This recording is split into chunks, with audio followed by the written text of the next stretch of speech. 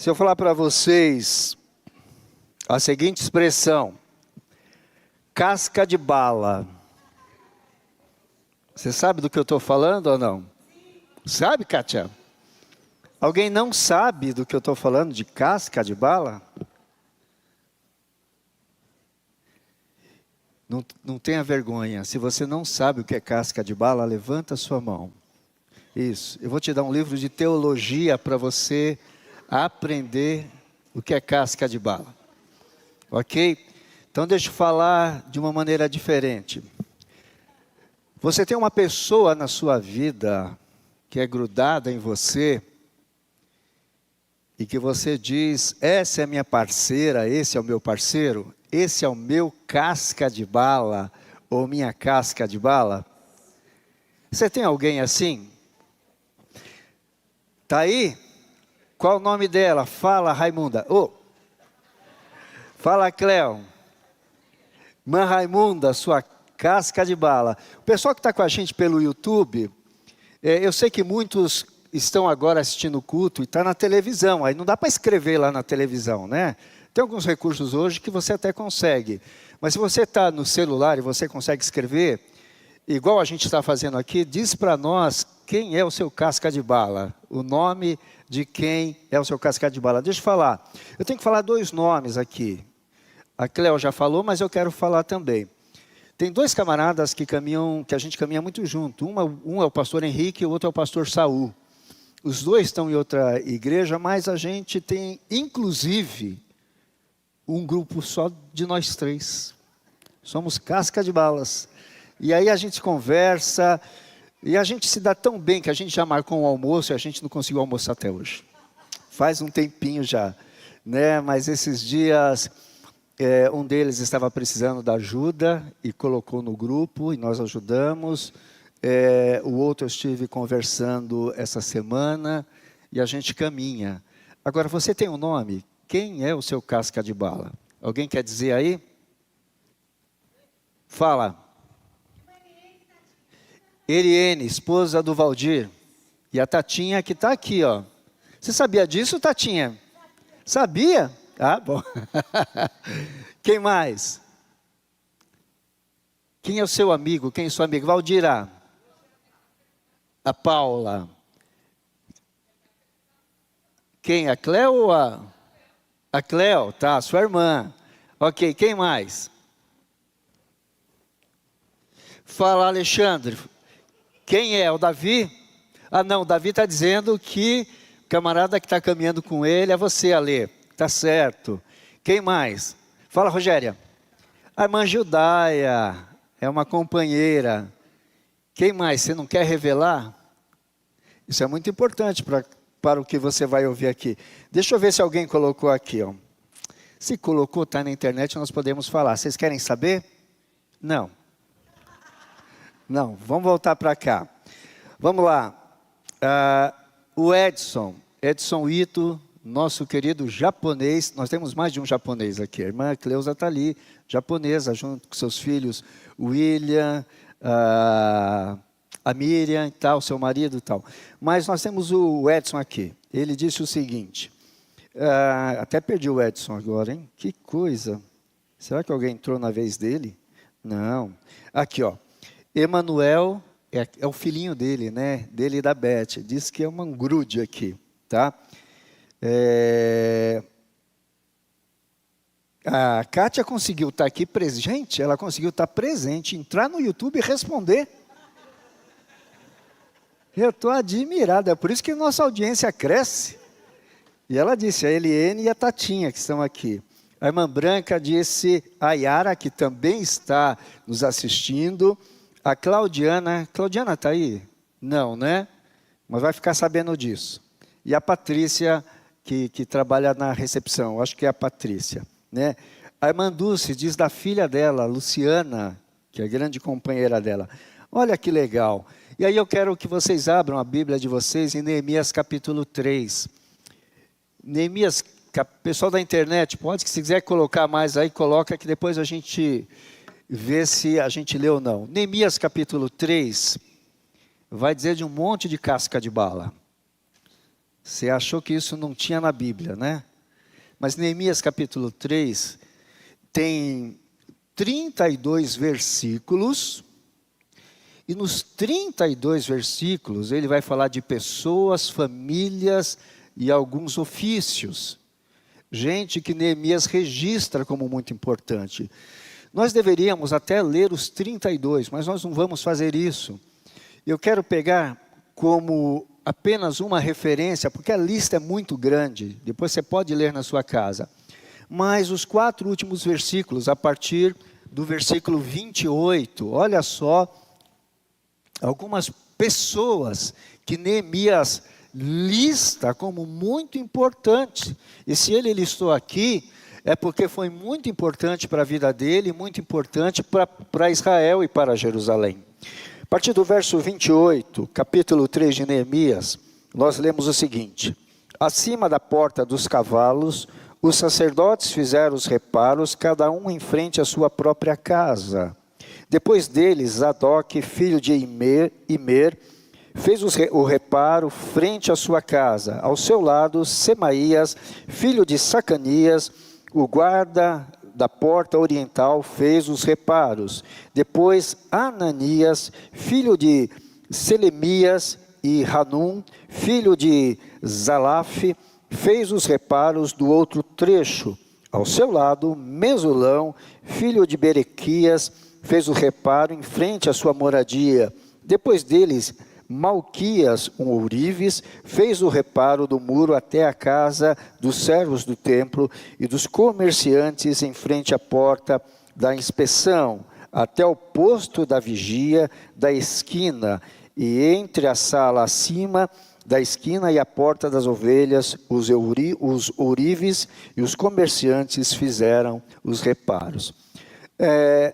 Só nesses trechos, e se você ler os versículos anteriores, Neemias, ele começa a listar um monte de pessoas que estavam trabalhando. O que eles estavam fazendo? Eles estavam reparando os muros e os portões de Jerusalém. E era aproximadamente 1,4 km, talvez em linha reta. Aliás, é mais do que isso, uns 4 quilômetros. Talvez em linha reta a gente chegasse no shopping Aricanduva. E todo mundo está ali. E Neemias, quando começa a falar sobre essas pessoas, começa a dizer que eles estavam aqui, ali, acolá. Nesses últimos versículos, por exemplo, ele vai dizer que essas pessoas estavam em frente às suas moradias. E ele vai dizendo nome por nome. E eu queria que a gente pudesse falar hoje de uma maneira muito rápida sobre reforma ou reformando as paredes da sua vida. Reformando as paredes da sua vida, ou reformando paredes da vida. Sem dúvida nenhuma, se vocês procurarem na internet pregações a respeito do capítulo 3 de Neemias, vocês vão perceber, eu não fiz essa pergunta, mas quando a gente começa a estudar Neemias, a maioria dos estudiosos e comentaristas, eles pegam o texto do capítulo 3 e trabalham na perspectiva da liderança, porque há um grande movimento de liderança aqui. Porque Neemias liderou muitas famílias e pôs todo mundo para construir, e sem dúvida nenhuma, há lições preciosas para quem é líder. Uma boa recomendação de leitura para todo líder aqui da igreja. Mas eu não gostaria de trabalhar nisso, porque não tem nada a ver com a gente hoje. Mal a gente consegue liderar a nossa própria vida. Mas eu queria extrair desse texto duas lições apenas hoje à noite, sobre reconstrução, sobre reparo, e como é importante nós olharmos para esse texto e de alguma forma nós podemos aplicar hoje à noite, aplicá-lo nessa semana. Eu já disse isso aqui, algum tempo atrás eu assisti alguns episódios de um seriado norte-americano que eles reformavam as casas. E eles entregavam as casas absolutamente impecáveis, para as pessoas que tinham contratado.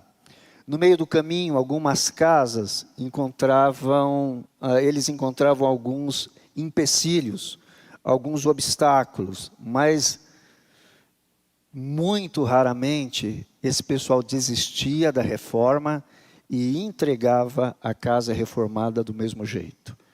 Pelo menos nos episódios que passaram, né, praticamente 100% das casas foram reparadas e reformadas, e quem contratou essa empresa ficou absolutamente satisfeito. E aí eu trago para nós então 2 ensinamentos desse texto rico. O primeiro dos ensinamentos é o seguinte: nós somos os reparadores. Você é o reparador. Eu sou um reparador. Essa lista de pessoas do capítulo 3 eram todos judeus. Havia ali uma certa mistura, mas dá para nós considerarmos aqui que eram todos judeus. E eles ficaram gravados no capítulo 3 de Neemias, como aqueles que se dispuseram para fazer uma grande reforma que precisava ser feita. Eles estão registrados para toda a história até a volta de Jesus. Quando as pessoas, hoje no ano 2025, qualquer judeu que vá a Jerusalém e possa encontrar ruínas, e as ruínas do muro, dos portais, qualquer coisa nesse sentido, vai saber qual família esteve envolvida nos reparos. Os nomes estão aqui registrados, honrados. Esses homens olharam para a cidade que era deles e tomaram posse dessa responsabilidade e começaram a reformar o que tinha que ser reformado. É lógico, sob a liderança de Neemias. Agora, prestemos atenção na história.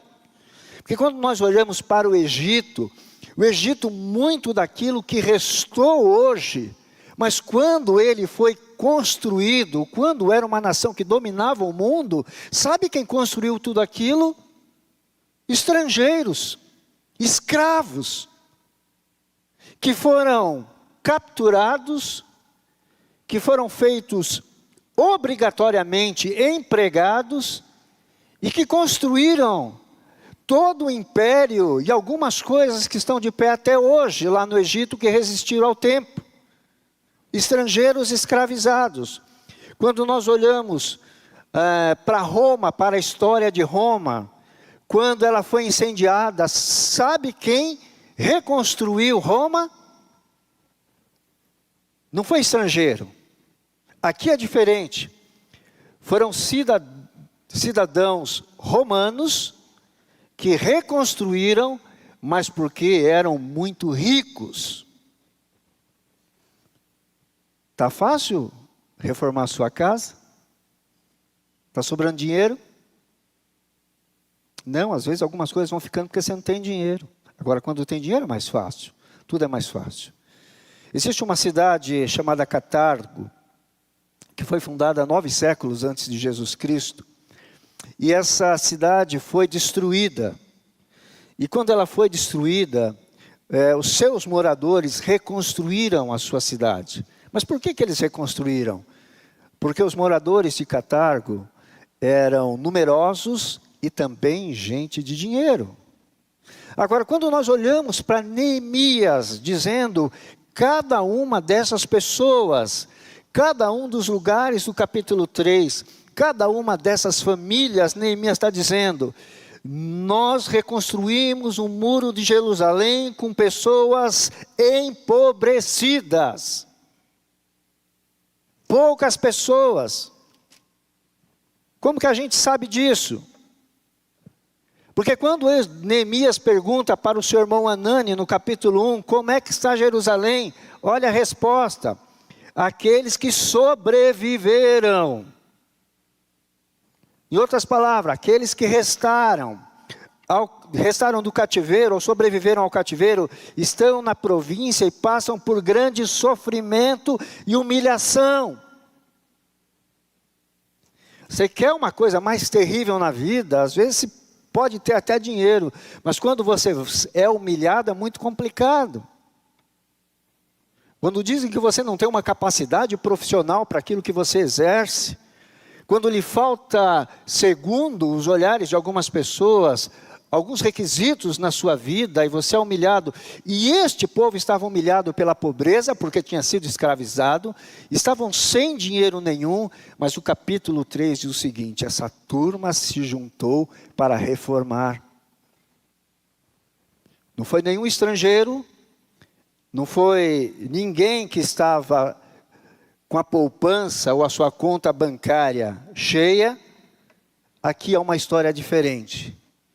Uma porção daqueles que ficaram em Jerusalém, eles estavam reconstruindo os muros.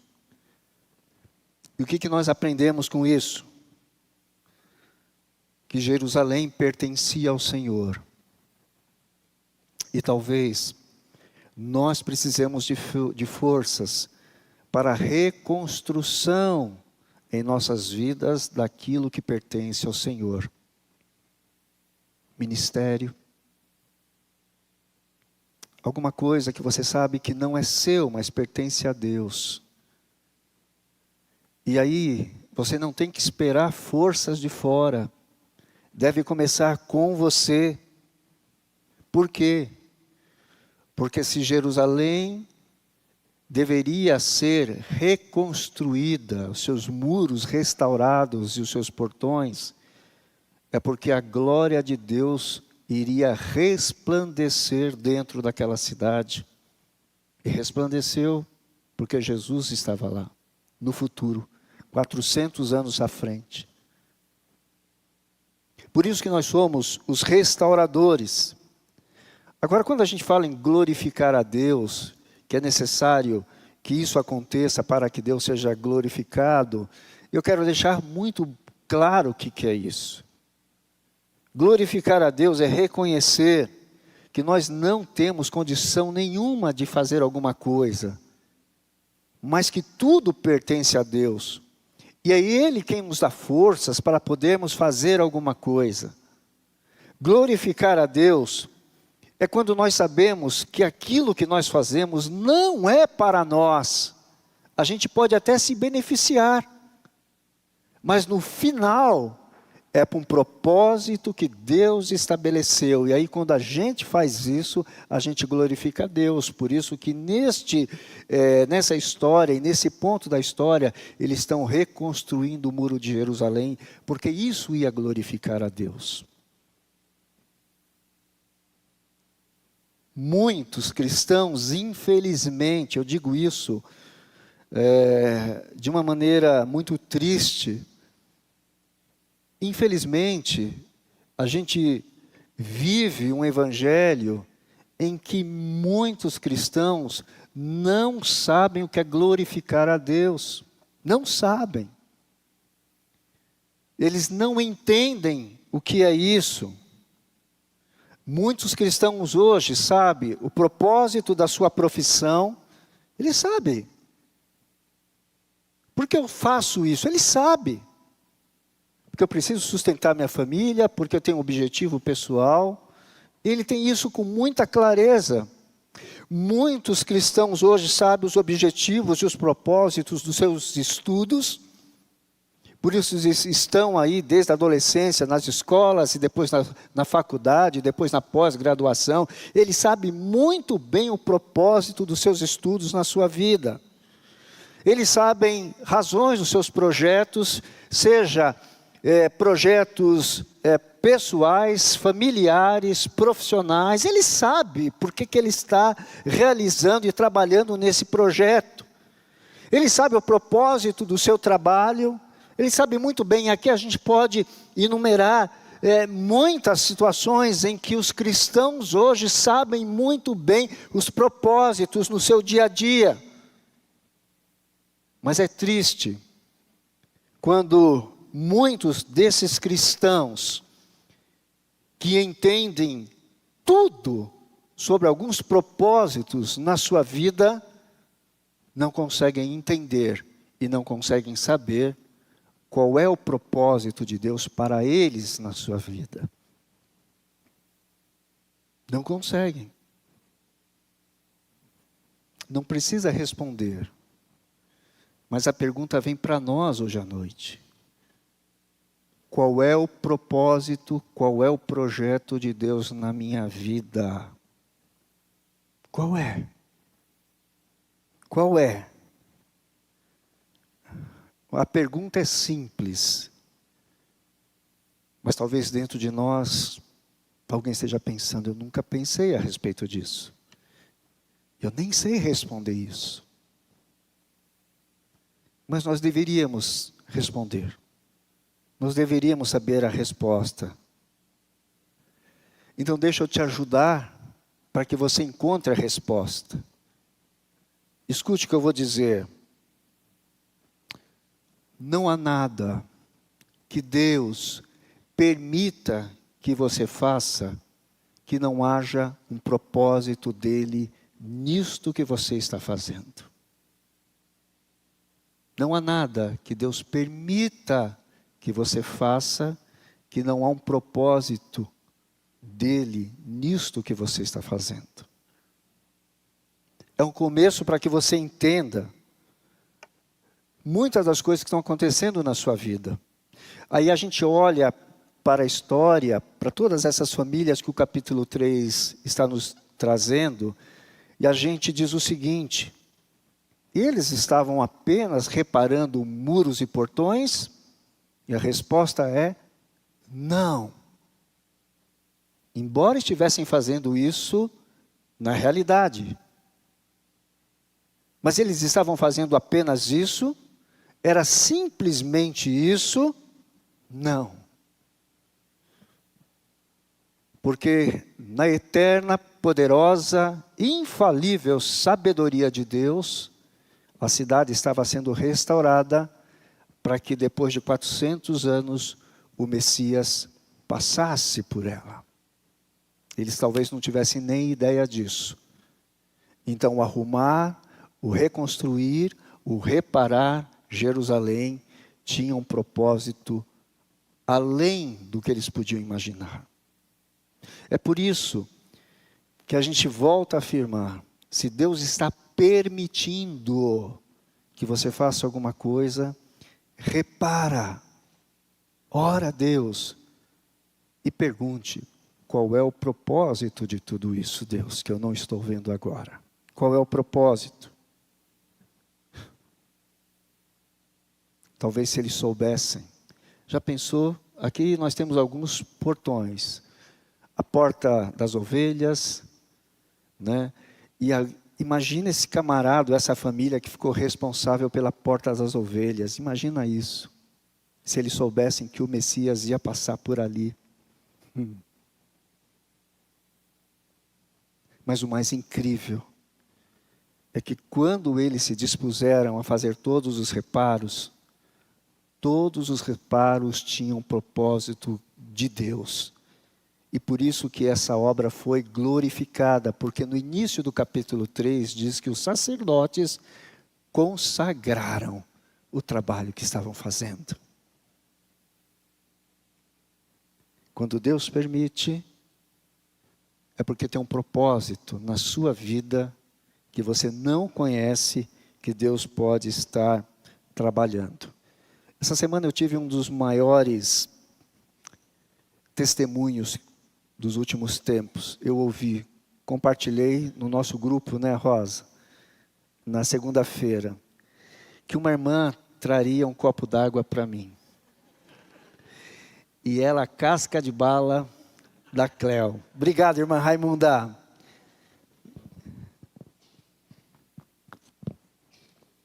Obrigado mesmo. E na segunda-feira nós tivemos, o irmão Dante estava comigo segunda-feira, à noite num culto. E nós tivemos um testemunho da glória de Deus. Dentro da capelania que nós trabalhamos, lá em São José dos Campos, e desculpem, eu não sei o nome, mas ele existe, segunda-feira estava com a gente.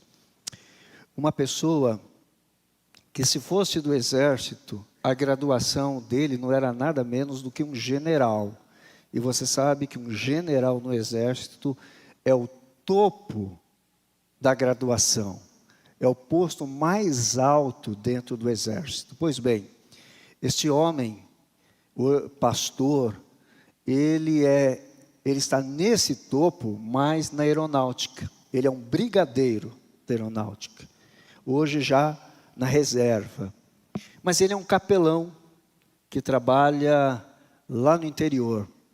E um dia, ele foi convidado para poder dar algumas palavras em uma solenidade. E perguntaram para ele, como é que nós devemos chamá-lo? De pastor ou de brigadeiro? Não é doce. Estão me entendendo? Ele pensou e ele disse o seguinte: me chamem de capelão. Só capelão. E ele subiu ao palanque, ele deu poucas palavras e ele desceu. Mas ele entrou numa crise. Porque falou, Deus, como assim? O Senhor me levou para o posto mais alto dentro da aeronáutica. Eu tinha sobre o meu comando muita gente. O Senhor me levou para a área mais especial dentro da aeronáutica. E aí,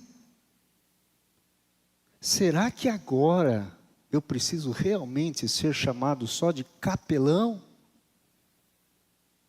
Aí Deus já deu uma resposta direta, imediata. Ele ouviu Deus dizer, você pode subir ao palco, você pode ser chamado de brigadeiro, e todos os títulos que você tem, mas no dia que você subir no palco, junto com seus títulos, a glória é sua e eu retiro a minha glória. E ele disse, entendi. Então, o que é que Deus está fazendo na sua vida que redunde glórias a Ele e que diminua muitas das vezes tudo que você é, mas engrandeça o nome dEle? Porque Jerusalém vai ser chamada da cidade fortificada. A cidade que hoje é disputada entre os cristãos, os muçulmanos e os judeus. Mas não importa, porque gente trabalhou no tempo de Neemias e a glória não foi de quem trabalhou, mas a glória foi de quem? De Deus. E deve ser de Deus. O tempo todo. Então os reparos começam com a gente, quando nós entendemos por que devemos fazer esses reparos. E quando nós fizermos esses reparos nas nossas vidas, a gente precisa entender que Deus será glorificado. Não é para te consertar, não é para te tirar de vício, não é para mudar o seu caráter, isso tudo vai acontecer. Mas se Deus não for glorificado, você será apenas um ser humano melhor. Agora, se você glorificar a Deus, os céus estarão em festas, porque Deus está sendo glorificado na sua vida. Amém? O segundo conselho que eu quero deixar para vocês nessa noite é que ninguém consegue reconstruir, reparar alguma coisa sozinho. Não se repara, não se reconstrói nada sozinho. Por isso, Neemias traz para nós essa grande lista do capítulo 3, de gente que ajudou aqui e lá, e famílias e ofícios diferentes, e aí houve a reparação. Aí quando nós olhamos hoje, nos nossos dias, algumas situações, e a gente olha assim, olha, fulano de tal construiu um império. Pega, por exemplo, alguns influenciadores de hoje, famosos que estão por aí. Não quero falar o nome de nenhum aqui. Mas a gente olha e diz, olha como ele enriqueceu, como ele ganhou fama.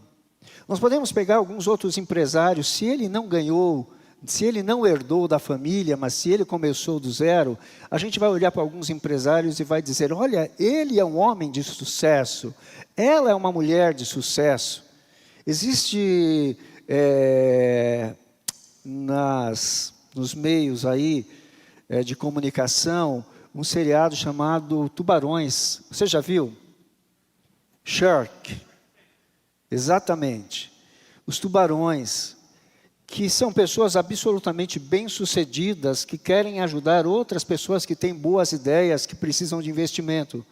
Já viram isso? Então, quando nós olhamos para essas pessoas bem-sucedidas, e nós ouvimos, ou até nós falamos, olha, ele é um vencedor, ele é alguém de sucesso, nós precisamos ter consciência plena que ninguém chega ao topo sozinho. Nenhum deles. 100% quem está no topo chegou porque alguém trabalhou para eles. Porque alguém deu uma ideia. Porque alguém investiu dinheiro, tempo, talento. Mas ninguém chega ao topo sozinho. E ninguém consegue reconstruir nada sozinho. Neemias nos dá esse grande exemplo. E nas nossas vidas, nós podemos ter até o orgulho de quem nós somos hoje. Se você pode ter esse orgulho santo, louvado seja Deus por isso. Se você conseguiu no seu tempo, e foi uma grande conquista para você ter uma formação, aleluia. Louvado seja Deus. Se você conquistou o emprego da sua vida, puxa vida, top demais. Se você tem um relacionamento ideal, sensacional. Se você trabalha na empresa dos seus sonhos, que maravilha! Você chegou lá. Se você mora no lugar que você sempre sonhou, demais.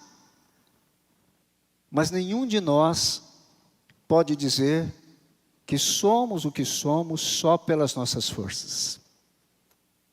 Alguém nos ajudou a ser o que nós somos, para o bem ou para o mal. Nós chegamos até aqui e nós somos o que somos porque pessoas nos ajudaram a ser o que nós somos.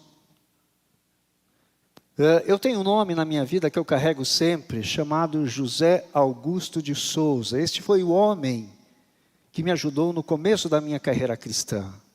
Já falecido, morreu ele e a esposa num acidente, de uma forma trágica, mas foi o homem que me ajudou no início da minha carreira cristã. Quem é ele?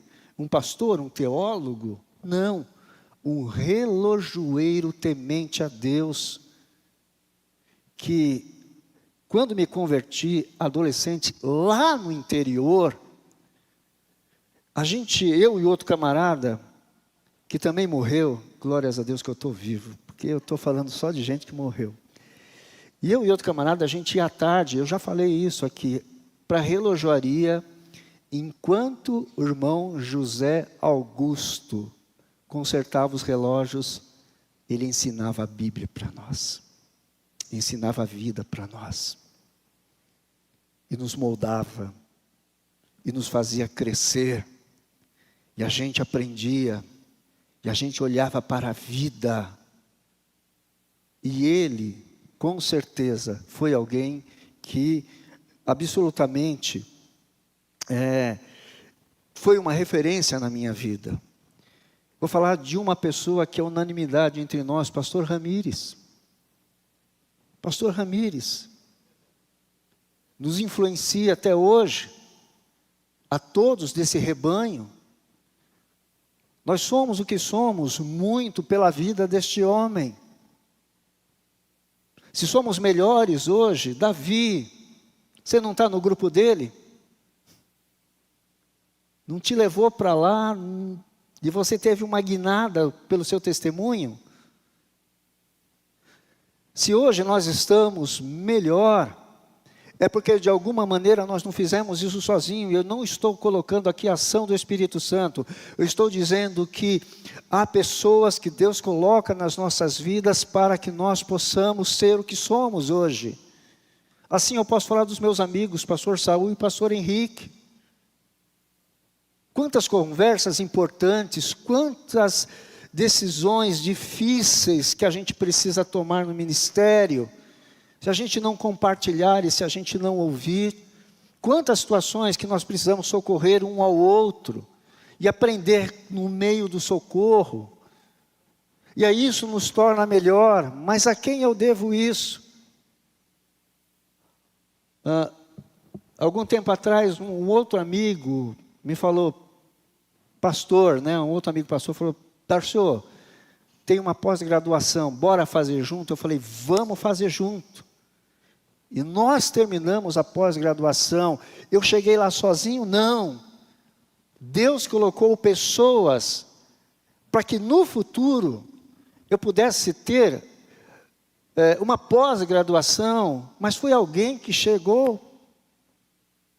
Há situações em que eu recebi uma mensagem para estar em algum lugar e eu estava ali nesse lugar, no meio de gente absolutamente importante, mas eu cheguei lá sozinho? Não. Alguém estava, porque ninguém constrói, ninguém faz reparos sozinhos. Por isso hoje à noite, no começo e na brincadeira, eu perguntei a você, quem é o seu casca de bala? Quem é aquele que está do seu lado? Quem é aquele que Deus vai usar de uma maneira extraordinária para tornar você quem Deus quer que você seja? Porque se a responsabilidade da reconstrução é de cada um de nós, pecadores, falhos, Deus vai colocar gente tão boa do nosso lado para ser o nosso companheiro de jornada. Saulo era maravilhoso enquanto perseguidor, mas teve um homem que caminhou do lado dele chamado Barnabé, que fez toda a diferença na vida dele. Lucas, o escritor do Evangelho, que evangelho bem escrito, que pesquisa bem feita, mas ele foi companheiro de Paulo na jornada, ele foi o que foi escrevendo Lucas e Atos dos Apóstolos, porque ele esteve Paulo do seu lado, e a gente diz, uau Lucas, obrigado, pelo evangelho que você escreveu e pelo livro de Atos que você escreveu, mas tudo isso do grande Lucas, porque Deus colocou um discipulador chamado Paulo na vida de Lucas, porque ninguém faz nada sozinho. O seu Salvador, o meu Salvador, quando iniciou o seu ministério, escolheu 12 homens, e na intimidade, quando ele precisava orar, quando ele precisava mostrar alguma coisa, como no Monte da Transfiguração, ele não foi sozinho. Pedro, Tiago e João estiveram com ele. Lembre-se disso. Na jornada, não tente caminhar sozinho.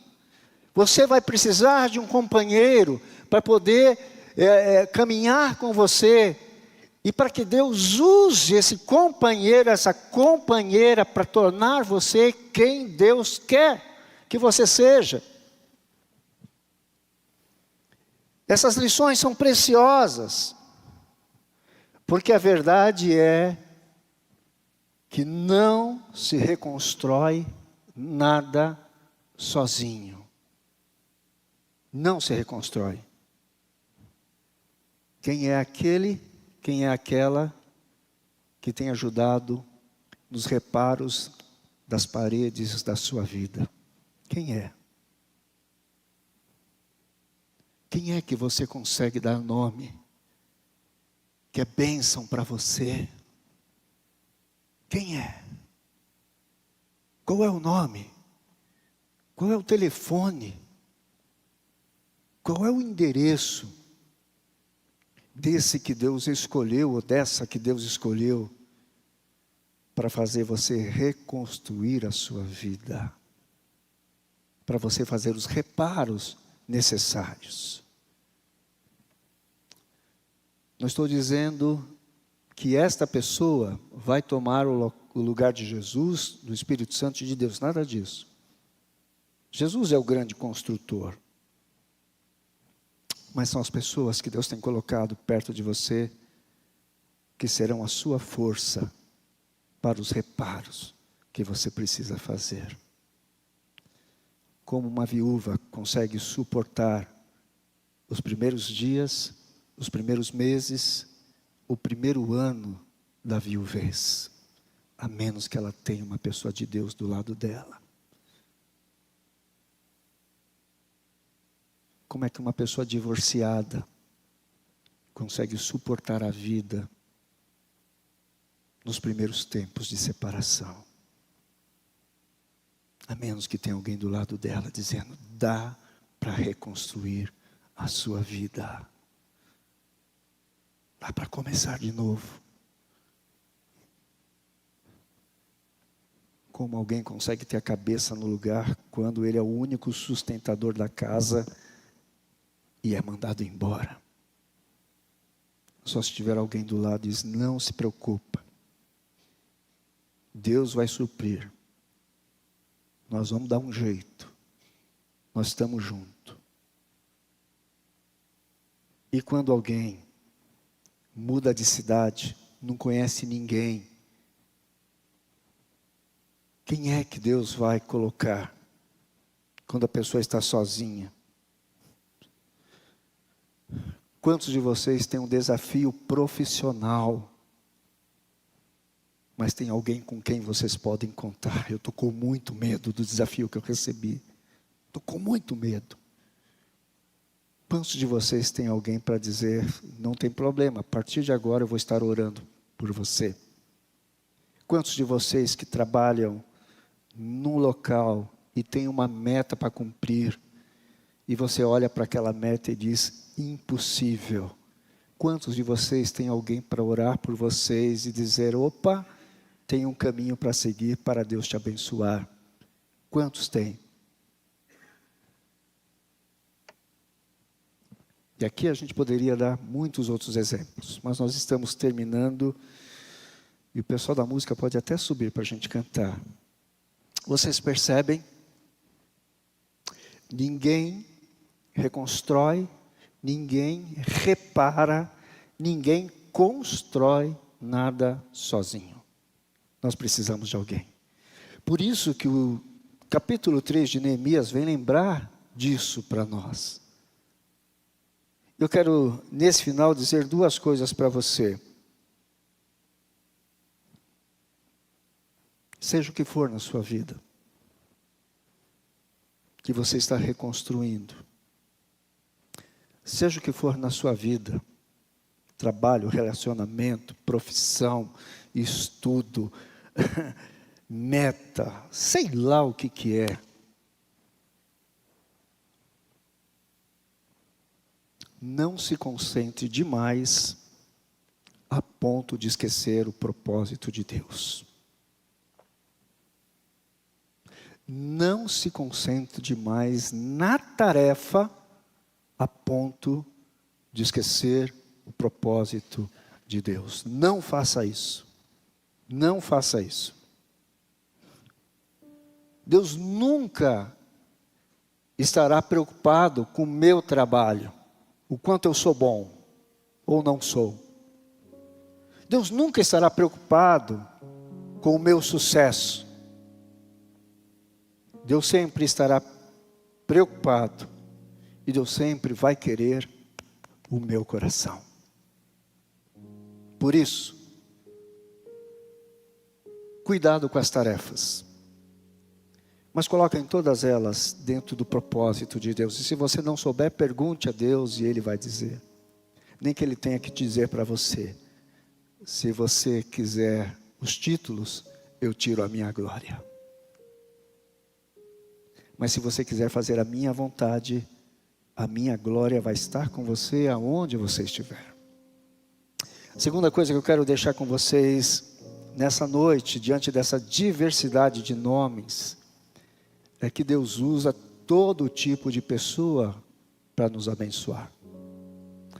Nós, na nossa célula essa semana, nós fomos ver a Silvana, talvez ela esteja nos vendo agora, e ela disse que quando ela recebeu o diagnóstico da doença, que ela já começou a tratar,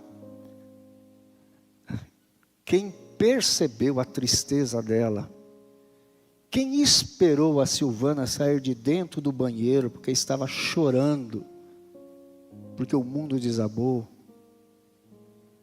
quem viu a Silvana sair do banheiro, perguntou o que estava acontecendo e deu um abraço na Silvana, não foi uma pessoa evangélica. Foi de uma outra espiritualidade. Esse texto mostra que Deus pode usar quem Ele quiser para ajustar as coisas às nossas vidas. O que dirá Balaão, que Deus usou uma jumenta para falar com ele. Deus tem os seus próprios meios, Deus tem os seus próprios métodos. E é por isso que o texto, principalmente a última parte que nós lemos, ele vai dizer de ourives. Versículo 8 vai dizer de fabricantes de perfumes. Vai dizer de gente de todos os tipos que Deus usou para cumprir o seu propósito. Isso nos traz a maior lição para hoje à noite. Isso traz aquilo que talvez o nosso coração esteja precisando. Isso traz para nós talvez o motivo pelo qual Deus te trouxe aqui. Deus não precisava de carpinteiros. Deus não precisava de pedreiros. Deus só precisava de gente para cumprir o seu propósito. Para cumprir o seu propósito. Que você se encontre fazendo seus reparos, mas acima de tudo, que aquilo que está acontecendo seja para a glória de Deus. Amém mesmo? De verdade?